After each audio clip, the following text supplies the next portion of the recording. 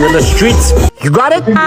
Is literally Like he's a bitch. so it's the way you make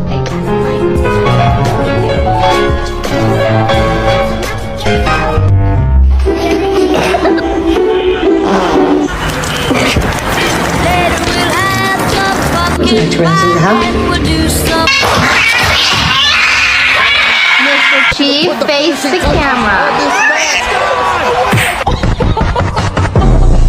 If you fucking smack me again.